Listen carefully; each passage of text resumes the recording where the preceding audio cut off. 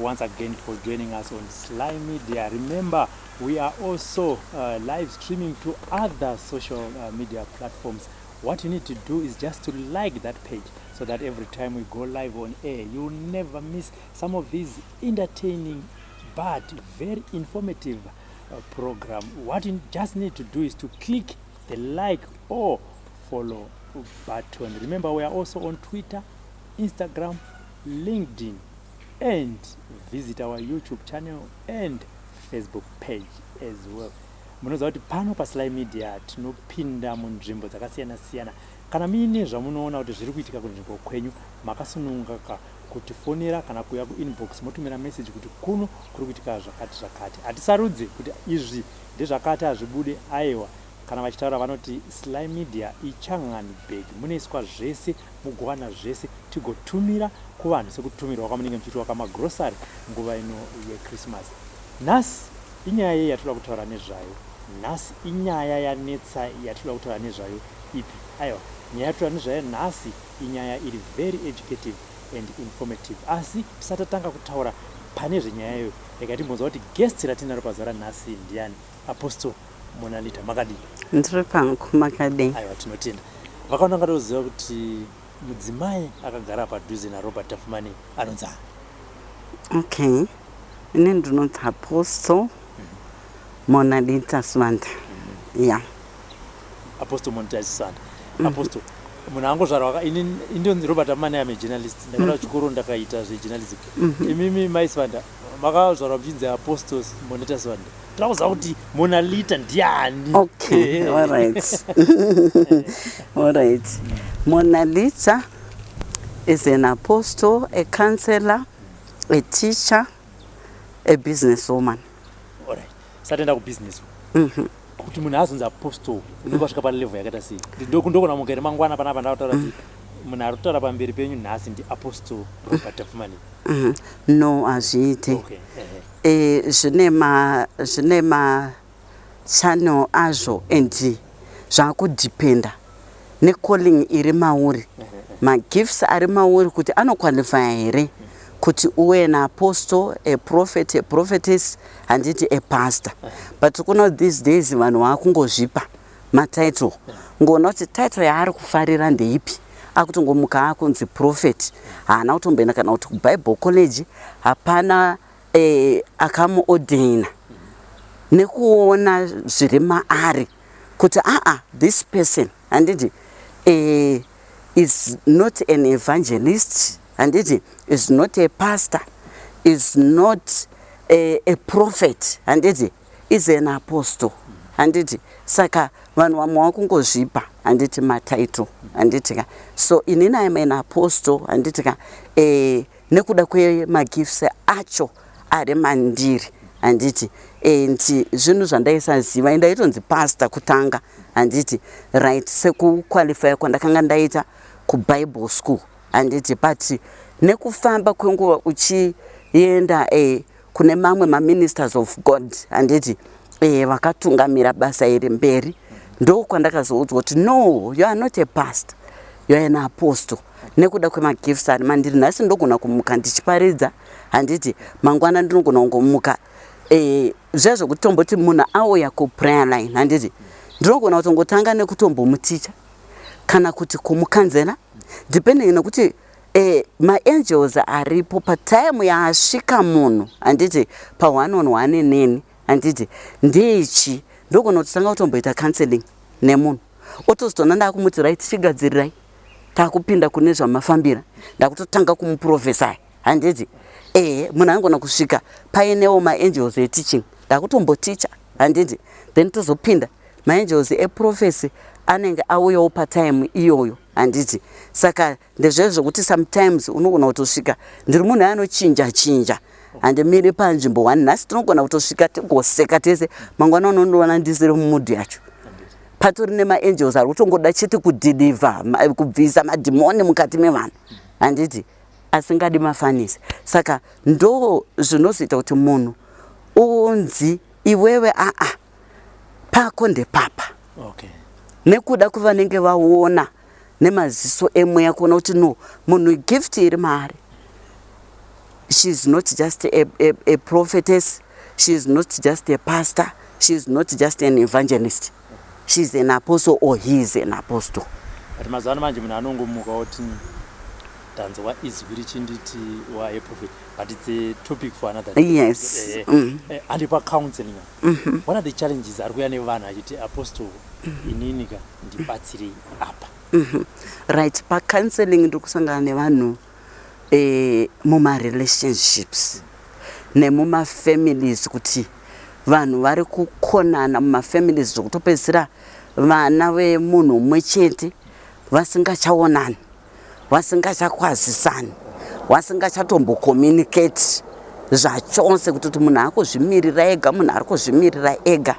Uyezve muma relationships ndiri kusangana nezvakawanda handiti zviri kuitika muma relationship. Yes. Kana zvakawanda zviri kuitika muma relationships. Ndinoda kunzwa because okay, someone who is watching you right now, apostle, pamwe ari mu situation but asikuziva kuti ndiwana help ku. Kana mchiti ari kunyunga mari, tudzi, achimoya zompa kati, pamchara kutorerwa small house, mudzi, tiyozi. Kana murume ndi ari kutorerwa small house, tudzi, vati tivataziva. Kana tine challenge ke kwa apostle Monalita ndikoko kupota. Ndimbothanga nekuvanhurume. My issues avari kuuya nawo noti tikangoti vanhukadzi chete. Yes. Saka ndoda kutanga nevanhurume. My issues avari kuuya nawo kucounseling. My issues ari kuuya nevanhurume kucounseling ndeyekuti vakadzi vari kuita gumbo mumba, gumbo kunze. Vakadzi havacharespect varume vavo. Vakuita zvekuti simukatenza nokutoti mabva kubasa meso utonzi inini ndakatonetsa futi itobika handiti inini ndakumbogeza kana kuti inini ndakusuka maplate saka iwewe bika handiti kozoita zvimwe zvekuti kune vakadzi wokuti pavanhu handiti kuti ari pavanhu nemurume anoda kuita zvesvo zvokuratidza kuti haato respect murume wake zvesvo kuti koi makamirire chiko ikoko imi handiti uyai panapa pane vamwe. You see things like that. Zvisina kana respect zviya handiti. Kusabikira even varume kungoti kana muna maid mumba. Sometimes munoti vanhu varume vanoti ini ndoda kubikirwa newangu wandakaroora ndichiunza mukati memba. Handiti kwete ndibikirwe namaid. Nokuti maid kana akakanganisa kubika zvakundipa kuti ndiwe close kuna maid pakuti ndichatanga kuti sisi hamuna kubika zvakanaka nhasi. Wachapindura waine kakuyemedzeka kuti daddy ndofunga zvazodai. You see things like that. Asi kana ari mukadzi wako abika kunyangwa akasabikawo zvakanaka ndine simbawo rekusvika padhuze nemumwe wangu ndichitaurisa umwe wangu kwaapa nhasi wabika sei. But zvaakupa varume kuti wave close kumamaid izvozvo pakuti vanhukadzi havachadi kana kubika mumba umu handiti nenyaya yekuenda kumabasa. But ndinongoziva kuti kana munhukadzi uchienda kubasa, basa rako remumba ngaritoitwe sezvazviri handiti kunyangwa kana inini ndedhi vanoziva ndinomboswera ndakamira zvezviya nebasa handiti but hapana pandinoti ndaneta handiti be it kubika. I make sure kuti ndabikira murume wangu zvinonaka zvaanoda zvakanaka handiti hapana pandinoti ndakaneta even mubedroom.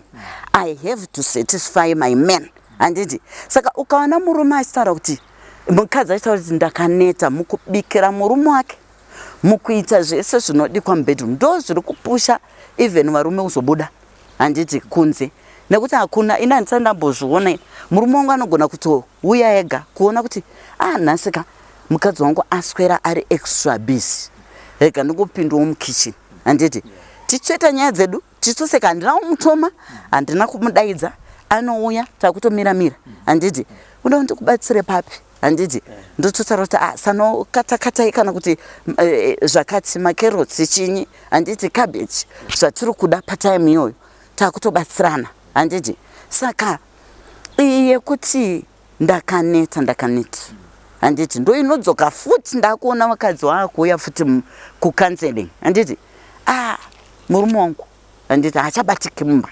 Ukengo wakuzomubvunza handiti sei asiri kubatika zvakatanga sei inini pamwe ndinenge ndakaneta handiti muri kuona yadzoka panyaya yauya nemurume kuti mukadzi haasi kuita chinhu mumba, haasi kudai anobva ati ndakaneta.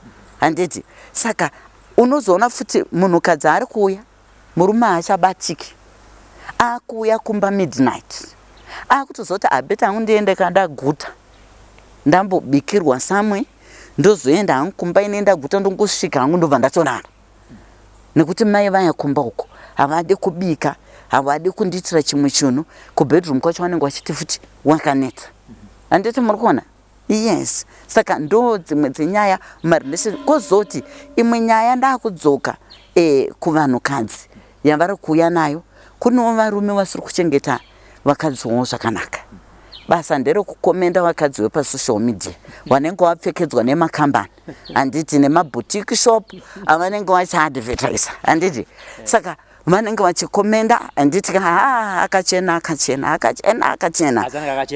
aiwa anenge akachena mwana wevanhu ari kupfekedzwa, but iwewo kuti uchipfekedzawo mukadzi wako hausi kukwanisa kumupfekedza, hausi kukwanisa kuti mukadzi wako anga achigutsawo maziso ako sekugutswa maziso ako kouri kuitwa pai pasocial media. Ndo imwe dambudziko rimwe ratiri kusangana naro kune zviri kuuyawo nevakadzi. Kozoti pane vamwe vari kuita maissues ekuti varume varongobuda mukadzi achiita zvakanaka mumba, handiti pane vamwe vakadzi kuti anokutaura kuti apostle inini I do everything for my man, handiti be it kumbikira whatever chinodikwa mumba, handiti as a wife ndinoita, handiti bedroom wise I try my level best kuti tifadzane, handiti bo zvinhu zvemubedroom kufadzanaka mese anotaura kuti ndinoita zvese, but murume wangu hagutsikana, handiti murume wangu kana ndichifamba naye pano mumwe dhisadhadedzi akati ndinorwadziwa poso kuti kunyange tiri mumota tichidriva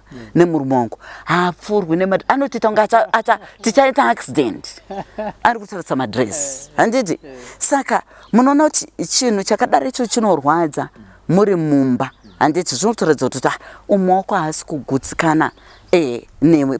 Pane vamwe vanototi tiri kuita hondo, handiti kurwa mumba nekuda kwezvawaona kunze kwawatobuda uko yatohondo, handiti izvozvo ndo mama issues ari kuuya nevakadzi mumba kuti murume wangu haagutsikani. Ndoita sei kuti murume wangu haagutsikani neni, azive kuti I am better than zvinhu zvaanenge achitochiva zvekunze, handiti saka ndo zvimwe zvezvinhu zviri kunetsa, zviri kutambudza izvozvo mukati memarelations. Kodzoti pane munoona masecond marriage aya ekuti umwe munhu anenge ane vana vake, both men women, handiti vanhu vanotaurirana vachiri pakudanana paya, handiti kuti ndichazokuchengeta nevana vako kana kuti tichazenge tiri pamwe chete nevana, handiti then when it comes kuti vanhu vazoroorana vapamwe chete, vakadzi kunyanya ndo vari kunyanya kuuyawo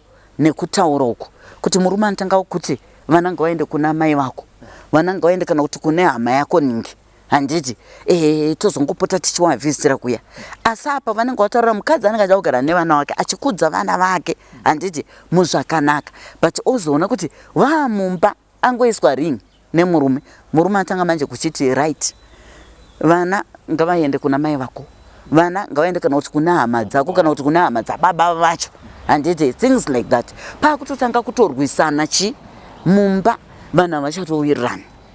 Saka ndo mamwe issues andiri kusangana nawo iwawo kucounseling yandiri kuita. Kuzoitawo vakadzi wokuti kana agarawo mumba haachadi kuona vana vemurume mumba imomo, zvaakutonetsa, handiti akuda kuti vake vana ndiwo ngavangoitirwe zvakanaka, wemurume vanozoitirwa kumachenja aya anenge asara. Saka ndo mamwe madambudziko atiri kusangana nawo muvanhu vari kuuya kucounseling zvakare. Kozoita imwe issue yanetsa yekuti mukadzi wewo waroorwa nemurume wako matochovha kamakore, handiti 5 years 10 years, wozotanga kuti murume wako ane ka small thing kababa kaya pakutonetsa, mukadzi akutotanga kutobuda kunotsvaga zvimwe zvinhu. Saka zviri kupa varume vakadaro stress, depression yekutanga kuti saka apa ndoita sei ndakanda chinini ndine mukadzi takatoita vana nekanhu ikako kaduku handiti but now nhasi after 5 years or 10 years mukadzi akutanga kuti ano kanhu kako aka kasiri kundisatisfy saka ndo mamwe machallenges atiri kusangana nawo kucounseling iwayo So as a counselor, as a teacher, let's look at the modern life that we have now. Mukadzi anaenda kubasa, murume anaenda kubasa. Mukadzi anogona kunga achitoita basa riri heavier than remurume. And obviously kana akauyawo kumba akati ndakaneta. Inini semurume, I'm supposed to understand kuti ano ndizviwa nebasa riri nemukadzi wangu. She cannot then come and spend another 2 hours akamira mukitchen. Maid kan ndo paanopinda kana mukadzi aizobiko obika maweekends. Isusu as men ka you need to teach us kuti atingabva then taramba takangoti bika nhasi nekuti uri mukadzi wangu. Right, ipapo ndo pandataura kuti iwewe semukadzi handiti unosanwa kuona kuti this is my man. Handidi kuti maid aite unge mainini handiti mumba. Nokuti muri kuona this world yataakurarama vasikana vachiwawo wemabasa ukanyanya kumuswededza stereki handiti kumuita sekuti second wife ende zvichikwadi mangwana anomukato second wife yacho tiri kudzinzwa nyaya dziri kuitika handiti anotomukatochi second wife saka iwewe uri kuita basa rinorema handitika chinodikwa kungotaurirana murudo nemumwe wako handiti my love tarisaone handiti basa rangu ka rinorema kuzouya paya ndakumira ndakudi handiti hatione strategy atinoita this days azvimbonetsi handiti bika kana kuti chikafu chako like tomboti relish inongoda kubikwa yotoiswa mufridge handiti mozongoona kuti kana kuti made nokuti parelish kunyanyanyanya ipapa handiti bika iwe mukadzi zvonzoti murume wangu izvo anozvifarira handiti isa peka mudipi handiti then unongozwa kuti maid achazongobika starch handiti zvemunenge muchida kubika kana iye murume hazvizombomunetsi kuti paanotanga kana kuti kusvika anogona kutosvikoisa rice anogona kusvikobika kana maspaghetti anogona kusvikoita mapotatoes handiti anogona kusvikobika sadza hazvirwadzi izvozvo saka apa tiri kutsvaga chinhu chekuti wakaipa asapinde nodhevho wacho handidi kunyeba mazuva ano ari kupinda ende achiparadza dzimba tiri mamaidi waya handiti vakadzi vakawanda vari kutozotoona maid akutongorutsa nekusvipa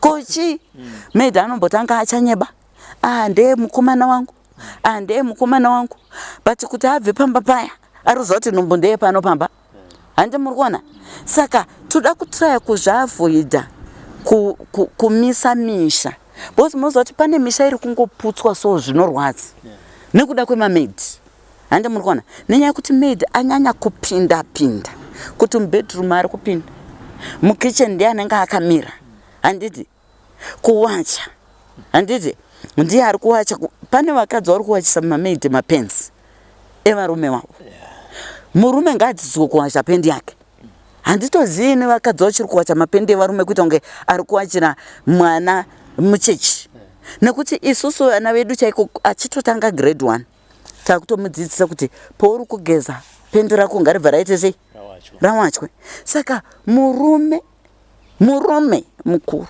uchiri kuwachira mapendi woisira maid muwashing basket izvozvo must stop nekuti maid anoti kochasara chi kana ndiri kuwachiswa mapendi ababa handiti saka ndichega hangu ndiswedere mudhusi handiti unotorerwa isusu tikutaura pakuti mabasa zvechokwadi unogona kunge uri munhukadzi uchiita basa rinorema kudarika remurume wako handiti but zvizive kuti mumba umu handitika maid ngaave nekuklina mumba kuwacha kusuka handiti but when it comes kunyaya dzekuti kubika handiti bikira murume wako. Yeah, I know yes. We'll spend the whole day on the relationships, but as you conclude this part on relationships, madzimai nevarume, tsiurewo varume panyaya dzemamidzi. Yes, yes. No matter aswedera padhuze zvakaita sei, iwewe Yes. You are also supposed to do ABCD because you are married to this woman. Yes, ndizvozvo. Ndoda kukurudzira kuvanhurume handiti batana nemudzimai wako. Izvo kuzoita weakness yekuti maid nokuti amira mukitchen kana kuti adai handiti itori weakness. Unonge watogara ziso reupombwe riri mauri handiti kaziso reruchiva unonyatsotaura nemumwe wako look here nini handisi kuda kuti maid anga achitibikira handiti saka ngatione strategy yatinoita handiti muzvakanaka murudo tadi kuti tungobike relish yedu like Sunday yai yatinenge tiri pano tobika matombo maguru edu apa sugar beans zedu let's boil handiti ngatibike chicken yedu wati tiboilise handiti tigare takaboilisa ende munoziva zvakatonakawo futi nekumboenda kuita magetsi mukagara makaboilisa relish yenyu nevinegar negarlic salt handiti magetsi kana akaenda kana 2 days chaiko kana 3 days relish yenyu inoramba iri fresh handiti saka zvinhu zvakanaka kungogara relish yenyu makabika makaboilisa chichi zvokuti kana murume akauya hamboiti nungu anongosvika ungotora akutoisa pastove handiti pari kubikwa chi indoziva kuti varume kazhinji zvestarch hazvivanetsi especially rice handiti vanokwanisa kungoisa rice rakutoboila handiti saka mukagara makangobika relish yenyu hazvina kana problem izvozvo kuitira kuti mamaid aya ngavataramuke handiti munyaya dzekuda kuzviona unge second wife yemumba handiti asi kuvarume tiri kungoti maweaknesses ekuti kunyange wana mainini chaiko waningina wavakadzi vari kupedzisira vamitiswa handiti mudzimba handiti saka tiri kuda kukurudzira vanhurume kuti aiwa zvibatei kamweya keumbwa ngakabve mamuri koshesa mudzimai wako handiti muchiitira zvinhu pamwe chete nemudzimai wako kungoziva kuti no isusu uyu maid akauya pano kuzotibatsira ABC handiti uku hatisi kuda kubikirwa namaid batsirana nemumwe wako muzvakanaka murudo ini chendinongoda kutaura kuvanhukadzi taurirawo mumwe wako murudo handiti ngoti umwe wangu wona ndendakaneta ndoda kuti undibatsirewo apa tibatsirane apa nepapa kwete kuti ita nekuti inini ndiri kutoita basa rinorema kudarika rako varume hawadi that challenge. Yes. There you heard it from Apostle Monalita.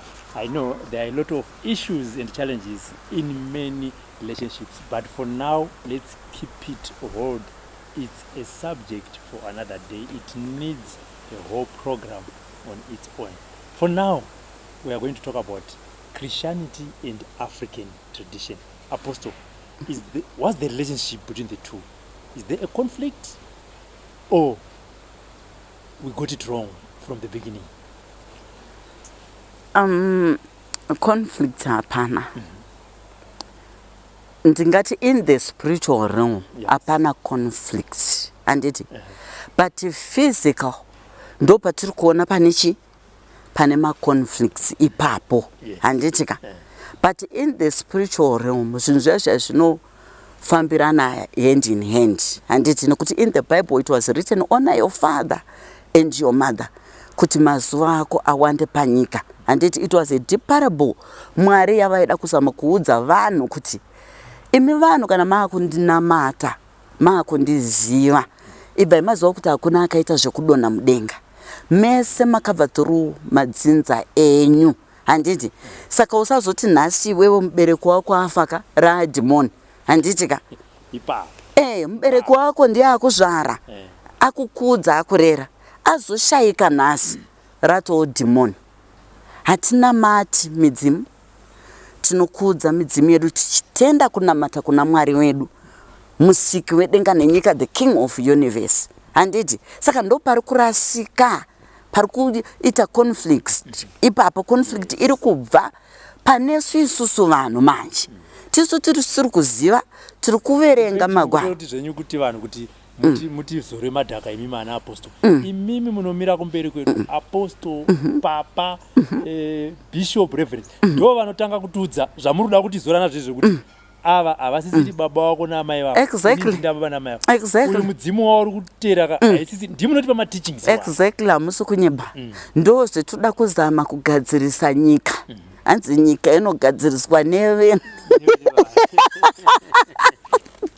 Saka ndo satuzama sei kugadzirisa kuti nyika yedu ino kunyanya nyika yeZimbabwe yaparara nekuda kwekushayiwa zivo. Handiti tanyanya kuda kutorera handitika identity yekuma western countries handitika toiisa kwa identity yedu yechi-African. Handiti ndo pari kurwisana zvinhu ipapo. Handitika takuti isusu Christianity tobva tarasa isusu handitika tradition yedu chivanhu chedu takuchitora tradition yekuvarungu.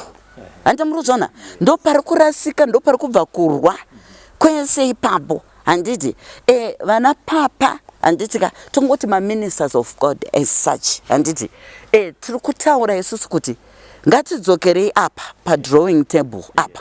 Tiri kurasika papi handiti senyika. Chiko chakuita kuti nyika yedu ite zvayamira yakaita izvi. Munyika medu hamuchina rudo, munyika medu hamusina kubatana, munyika medu hamusina respect, munyika medu mazara mabasa akasiyana siyana, especially satanism ndo yakutonyanya kutotonga handiti mukati menyika yedu. Munhu anenge aona kuti anoudzwa zvaaudzwa kuti utore iwewe masimba mukati mevanhu handiti unoita sei, obva anzi iwewe unosanwa kuti vanhu vasarende midzimu yavo. Handiti wakasarenda midzimu yavo iwe ndopo uri kusara wotora handiti woshanda nemidzimu yevanhu ivavo iwe wosimuka. Ndosaka muri kuona kuti nhasi uno unogona kuona a man of God, a minister of God handitika nokuti zvaane kuvakadzi hazvisi kuvarume chete zvekuromba izvi zviri nekuvakadzi handiti. Saka unogona kuona a minister of God nhasi ari kufamba nemapatapata mangwana sangano rabva rasimuka ane bhutsu zvino yakadai zvino mota dzochinjaniswa handiti. Iwewe ndopo uri kuona upenyu hwako wakatoenda kuchechi ikoko, upenyu hwako huri palevel iri nani, ndopo uri kutoona uchidonha handiti. Wakanoitwa sei pawakaenda kuchechi kuya? Zvakanzi surrender, lift up your hands handiti. Wotanga kudziita out, you marine spirit, you midzimu out. You see things like that. Right. Saka chinoitika ndechokudai maspirits ayaponoti out handiti anosara ari kutenderera handiti panapa, asara ari kutenderera panapa. Inini ndiri kuziva zvandakapiwa kwandakaenda kuya zvimakalabashi zvimabhodhoro handiti zvinenge zviine zvazvinazvo mukati. Ndinosara ndopfugama handitika right. Midzimu yese handiti yekumvura handitika yekumaninga yepai vana chaminuka mondoro dzose handiti madzingwa pano uyai mupindo. Ndakuda kugara nemi pano ndichishanda nemi ndidaidzirei ndiri kuda chaunga handiti chevanhu vazhinji, ndiri kuda zvechaunga chepfuma. Imimi manjuzu munovhima muchienda mhiri yegungwa handiti muchifamba nemaocean ese. Ndiri kuda ma-US dollars, ndiri kuda ma-pounds, ndiri kuda ma-rands, ndiri kuda mapuna. Handi muri kuzona right. Imimi manje madaro makunobva Isaka kune vakawanda vandiri kuziya Robert wakazouya wochema neni ndiri umwe wacho ndakambochema handiti ndisati ndaziva. Tikamhanya tikaenda uko machechi ana papa handiti tikanzi surrender yourself. Asi waitoti ukatosvika papa aito kuti you are a highly anointed woman of God handiti chiuya handi ndaiswa too close zvezvokuti vanhu vaipedzisira wandibvunza kuti imi makatanga rini kuuya pana handiti. Ndobva ndatoti just last month. Why handiti muri kuita sekuti ende ndakapedzisira handimbodi kunyepa, ndakatopedzisira vanhu vakufunga kuti ndine mukadzi wevamwe papa handitauri nemazita but ndakapedzisira vanhu vakufunga kudaro because mukadzi wapapa aiwanzwa mukati handitika mevanhu aisange ari close kuna papa. Inini very close handiti kuna papa zvekuti vanhu vangofunga. Ndobva ndazoti no handisi rini. Ndotoita kunongedzera vanhu kuti uyo ndiye mudzimai wacho, uyo ndiye mudzimai wacho, kwete inini handiti asi ndakazozviziva nekufamba kwenguva ende ndadestroyiwa and even maatax maatax akanga akunyanya even health wise wangogara uchirwara zvosinganzwisi kuti kana ukaenda kwadhokta kuti chii chiri kurwadza dhokta anoita matest kuti everything is okay. What is wrong with you? Handiti right. Ndakaenda kumachechi anapapa inini ndichinhonga tsono pakuprofita. Handiti not kuti ndakanga ndambosimbiswa chipo changu kuno mumwe munhu ngoti chipo changu pachakangozvidzikira ndiri kuAFM. Handiti inini ndaitoudza even mufundisi wedu kuti this year handiti pacrossover ndindaiwa paprophecy. Handiti kuti this year kuchangu kwakamira kwakadai.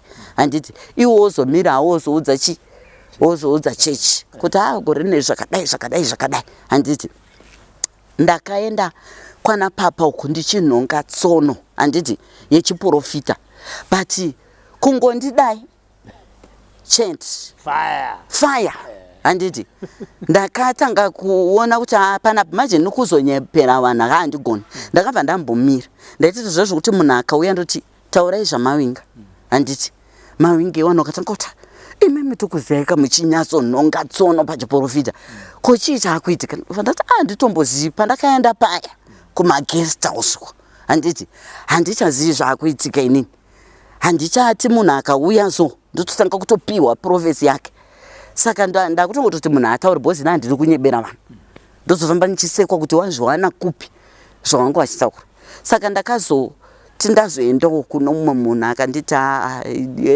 machechi waya onekai musaende kumachechi waya and imimi chamune mapo musakope futi kuti kunoshandiswa oil kunoshandiswa mvura imimi zvamuchaudzwa nemweya mutsvene pamuri nengirozi dzenyu ndo zvamunoita kune vanhu handiti kuti vanhu vaite matestimony chiri kudikwa kusunungurwa kwevanhu kana kunyangwe mukaona munhu aine dare rechivanhu paari musazoti manje ndikamutaurira kuti iwewe pane chivanhu chakadai sogadzirisa anozoenda achiti ndaposo here chichi vanga vachindudza zvichiwana mudzei chokwadi handiti momusiya akadaro zvaakwari kuti ada kugadzirisa here zvinhu zvechivanhu izvozvo handiti kana kuti kweti saka ndo zvacho saka that prophet ndiye munhu akazondisunungura and ndiye munhu akazondiudza kuti not a pastor, you are an apostle because chipo chiri mamuri chakadai tarisai muno ndo zvamunoita mauparetera amunoita handiti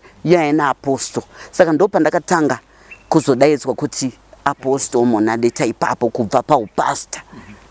But can you agree you and me kuti iva ana vafundisi vedu vanomira kumberi kuti vese vacho vamwe vacho ivo pachavo vanotanga vanogadzirisa midzimu yavo exactly kana kuti vanotopota vachienda apo nepapa apo kunogadzira midzimu yavo nerweseri vonoita zvivanhu zvavo asi mangwana voya pamberi pedu vachititaura kuti zvinhu izvi hazvifambidzana nemadhimoni. Right, saka ndikutaurire chokwadi ipapo Robert wakawanda wacho tine nzvimbo dzatakatowaona vazhinji vacho inini tete vangu inini vanorapa steric vanotomboenda una naUK handiti paya pawaenda kwana papa ndichikuta kuti zvawaita izvi handizvo handiti isusu we are Africans hazviri kuti hatinamati kuna Mwari but tine chivanhu chatinofanirwa kurespecta kutanga tagadzirisa handitika chivanhu ichocho tochitokumbira kuti takuda kuita sangano kana kuti nditungamirei ndiri mukati mekudi mekunamata izvozvo handiri kunyebera Robert wakawanda maministers of God mapastors vanouya nichawagadzira chivanhu chavo first handiti tochinamata handiti muri kuzviona nekuti pari kurasika wakawanda ka vari kubva kuti chivanhu madhimoni chivanhu zvatowo zvemadhimoni izvo kunyeba tiri kunyeberana ipapo ndosaka muri kuona kuti vanhu vari kuti tiri maChristian but havazorori kufamba unowaona handiti nhasi ari pan'anga iyo mangwana ari pana madzibaba ningi mangwana ari pana madzimai ningi mangwana chii inyaya yekuti hautombogadzikani spirit yako inenge isina kugadzikana tanga wagadzirisa ndokuti uzorore kufamba handiti muri kuona ndodzoka kuquestion yawataura Robert yekuti yai maministers of God handiti vana papa vari kutanga kawagadzirisa zvinhu wozonomira pamberi penyu reason why wachizokuti wamira pamberi woti ndezvemadhimoni. Papa. Reason yavanoitira ndeyekudai. Munhu nemunhu Robert akagadzirisa chivanhu chake zvakanaka. Handiti onamata. Ende kana agadzirisa pamunhu ari kumugadzirisira akangomuudza nekuti inini wauya toti wauya ipapa Robert toda kugadzirisa iwewe zvinhu zvechivanhu chako. Handiti right, inini ndinosana kuzoti kana tapedza kugadzira ndakukutaurira kuti right, kana waakumba handiti ukangoona une chauri kuda handitika une project yauri kuda kutanga, tora hupfu handitika kanda pasi utaure nemadzimu wako handitika naMwari wako kuti ndivhurirei project yandinoda kuita iyi. Mukaudzwa magadzirirwo ekoko zvareva kuti koko yakutodonaka hamuchanotengi handi murozvana. Mukaudzwa imi magadzirirwo ari kuitwa boom yatodona handiti. Saka ndo zviri kufanana nema-ministers of God vari kutanga machechi avo sema-business organizations. Hapana pavanokuudza secret iyoyo yekuti ukagadzirisa midzimu yako first zvakanaka chivanhu chako upenyu hwako hwanaka. Havakuudzi izvozvo because vanonga varoda kuramba vachiti out in the name of Jesus vachikuitirai tumaprogram twakasiyana siyana tunounza mari. Handiti muri kuona? Saka munoitwa sekuti muri mazombi muri mukati mechechi. Handiti makakejwa muri mukati mechi, muri mukati mechechi. Zvinhu zvenyu hazvifambi nenzira yakanaka. Vana papa vakangwara handiti tongoti ma-ministers of God nevakadzi vamo munyaya idzodzidzi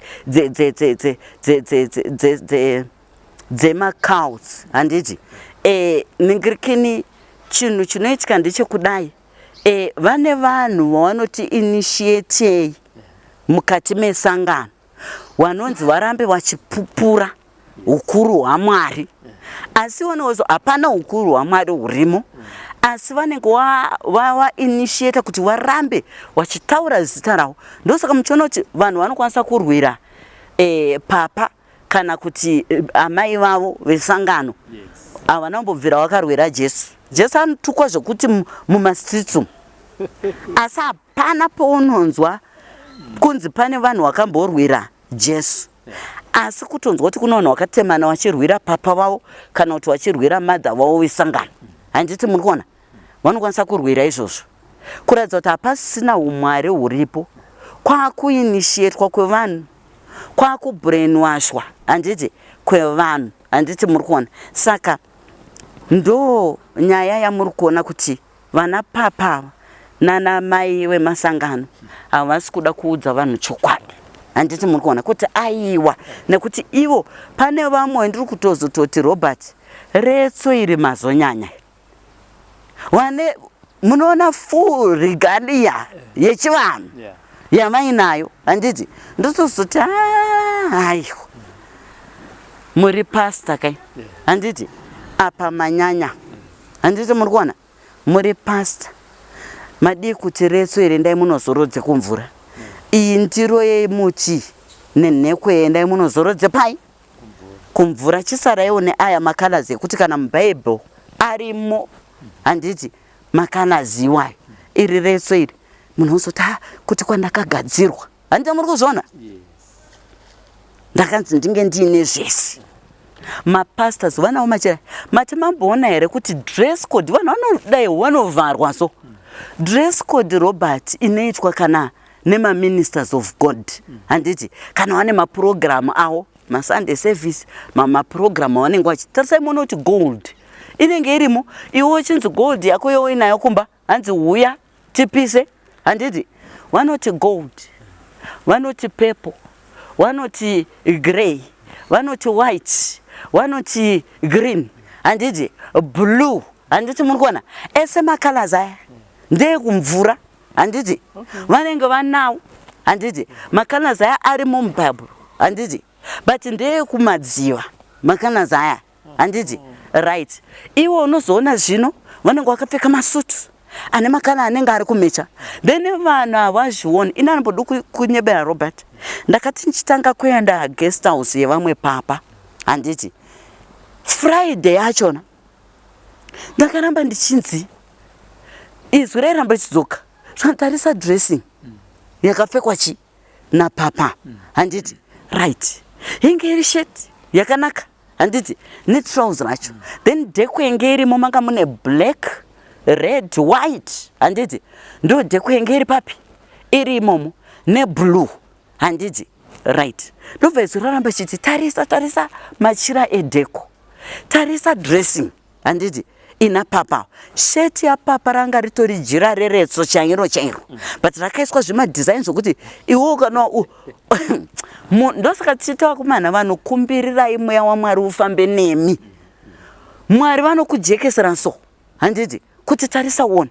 Then trousers rawo papa ranga rire black. Handiti varaita line ye white. Handiti muri kuona. Ndokubva izvo raramba chitarisa one. Hachisi chivanhu here ichi. Chiri pachena. Handiti muri kuzviona manje.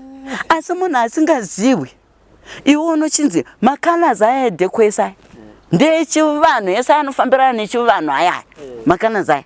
But iwewo chibva wanzi tora zvako zvouinazvo kumba uyatipise. Pane vamwe wakatopenga nekupisirwa machira. Handiti muri kuona. Pane vamwe upenyu hwavo nhasi husina kuzombodzokera kuita normal. Handiti vapisirwa chi? Vapisirwa machira. Saka zvinhu izvozvo vanhu vari kurasika. Handiti vanhu muri kuziva here kuti vana papa vanoita dhina dzakangwara. Dhina dzavo vanodziita idzo dhina dzekumadziva idzi. Vanodziita pamapati avo vanoti birthday party. Handiti rapapa. Ndakaongorora zvinhu zvakawanda zvinoitwa pandikalo ndedzekumadziva izvi zviri kuitwa paizvi. But zviri kutaurwa nekachirungurungu. Vanhu movharwa nekachirungu kanenge kachitaurwa papi ipapo. Unoona kuti papa before birthday yavo wanoita party nevana vadiki chete. Handiti waita party nevana vadiki chete ndakacherechedza. Panenge pakawaridzwa machira egreen, gold ndiyo inenge iri dheko yacho chichi. Panoitwa masweets, mabiscuits zvongoita kunge vana. Handiti but papa vari kutoita dhina ravo rekumadziva rekufadza vavhimi vashavi vekumadziva. Handiti muri kuona. Saka apa munovharwa. Handiti nechirungu. Handiti muri kuona. But papa unenge uchiziva zvauri kuita. Iwewe manje kana ukange wazofamba ukataurwa kunzi nhai makambopembedzawo here vavhimi vashavi midzimu yenyu naMwari wenyu zvamaitirwawo gore richitanga richinopera. Hanzi hazvatozvichivanhuka izvo isati iti izvo zvese. Handiti muri kuzviona. Papa kuchechi vari kuita. But vari kuita wakawanda. Handiti muri kuona. Hanzi pane imwe yandakazomboona futi inge yakanzi chiko. Hanzi dinner with papa. Handiti muri kuona. Right. Vanhu vaitobvisisa mari dzekuti vanga vachinofara. But vanhu secret behind that dinner vainge vasingazivi. Papa vanenge vachipembedza vavhimi vashavi vadzimu wavo naMwari wavo. Mwari vanotodawo kupembedzwa pane zvese zvatinoita zvavanenge vachitiitira kubva gore richitanga richinopera. Mwari vanoda kutendwa. Handiti nengirozi. Handiti dzinenge dzichiitawo basa. Handiti muri kuona. Saka semaapplies naizvozvo midzimu yedu inoda kutendwa. Handiti saka vana papa vanoita wakawanda. Handiti imimi henyu monzi rasai madhimoni mweya chena chiuya hande pakuti uzororo uwane zororo chero kuchatsoti aiwa ione zvindagutsikana zvekuchafamba aiwa unongonzwa zvichikusimudza nekuda kwesituation zvinokusimudza wega kuti aiga ndemboenda kwaprofeti ningi rega ndemboende kwamadzibaba ningi rega ndemboende kwamadzimai ningi rega ndemboende kwaapostoli ningi rega ndemboende unoramba uri munhu anotenderera nenyika. Vanhu Robert unoona munhu achiti ndaneta aposto ndafamba ndaneta uchizotarisa kuti ini mai ndoseka ke bhozi ndongotarisa ndona kuti munhu uyu but ari kuti afamba aneta anga asiri supposed kumbofamba achineta. Zvinhu zviri simple kungoti adai. Handiti agadzirisa chivanhu chake otonamata. Handiti zviri simple. But unoona munhu achiti ndaneta nenyaya yekuti mari yedzo yauri kupiwa kuchechi iri kupesana neidentity yako yekuti iwewe uri munhu mutema. iwewe ya an African pane zvomusanwa utanga waita varungu wacho wane tradition dzavo dzavanoita sei dzavanoita imimi muno vanhu vanobvuma Robert kutrikwa nevarungu handiti vakanyora Bible handitika zvavakanyora Bible rine uchokwadi kana uri munhu anokumbira Mwari wake paunobata Bible riya unotonyatsoona ende mavhesi unaona ega Mwari anokuti wavhura handiti kuna Genesis wawerenga vhesi enda kuna Matthew chakati handiti unoone zviri kuitika panhau iyi handiti unoona zvichinorwisana kudai handi muri kuzona right kuratidza kuti pane umwe akanga akunyora zvepfungwa dzake handiti muri kuona zvisina kutaurwa nemweya waMwari pane magwaro zvechokwadi akataurwa nemweya waMwari in the Bible handiti pane mamwe atakaisirwa nevarungu wachida kuti vanhu vatema varambe vachibayana wachirwa handiti muri kuona wachirwisana wachirwa iko nezvo Robert to tell you the truth ipapa tikaita program topic tiri ministers of God tega panodzipanwa munotozotobata but vanhu vechivanhu ukaita nawo meeting kudai vanenge wachibvumirana kuti ipapo ndipapo ipapo wachitowedzera kuti pane pamasirira pakati wachiwedzera vanhu vechivanhu ndosaka muchiona kuti vanhu vechivanhu vanowirirana isusu inangu ndosaka inini hangu Robert handikunyebera inini ndine maministers of God mashoma andinowirirana nawo reason why ndakaona kuti no ina handidi kunyeberwa nemunhu achinonyebera vanhu kuchechi kwake uko yeti iye anenge agadzirisa chivanhu chake utsinye handiti utsinye wagadzirisa chivanhu chako woenda unonyebera vanhu kuti madhimoni achichichichichi handiti indosaka hangu ndichifarira uya prophetess Bolt kata ndiye munhu anoda kuenderana neni because anotaurira vanhu chokwadi handiti chokwadi kuti kana chivanhu chenyu vanhu gadzirisai. I know Apostle we'll spend the whole day talking about this, but I would want in the next program where we just speak on one particular issue. Today we are talking about this, so that people would now want to say, no, Apostle should come and talk about relationships, Christianity and African tradition. I understand in the next few days you will be in Bulawayo. What's the occasion?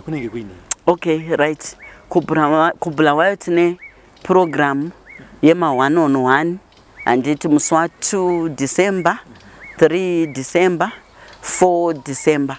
Ma 1-on-1 ekubatsira vanhu vari kutambudzika handiti muma issues ezvatiri kutaura aya handiti kuna vanhu vakawanda vakamboona program iyoyi kune imwe Nigerian channel yandakaita vakatanga kufona kuti Apostle hamungauyi here kuno kuBulawayo mutibatsire nekuti chokwadi zvinhu zvamutaura ichokwadi taimbofamba tichingoudzwa izvo zveuvhimi zvemashawe emanjuzu chichi but tiri kushaya anonyatsotibatsiridza kuti tozoti kana tagadzirisa tonamata nenzira ipi handitika saka ndo program yandiri kufambira kuti vanhu vane zvipo zvavo ngavabatsirwe zvakanaka handiti namata Mwari wavo nenzira yakanaka wagadzirisa zvinhu zvechivanhu zvakanaka kurespecta iko kukudza baba namai kutanga kugadzirisa zvinhu zvako zvechivanhu izvi then uzonamata muona kana kumasowe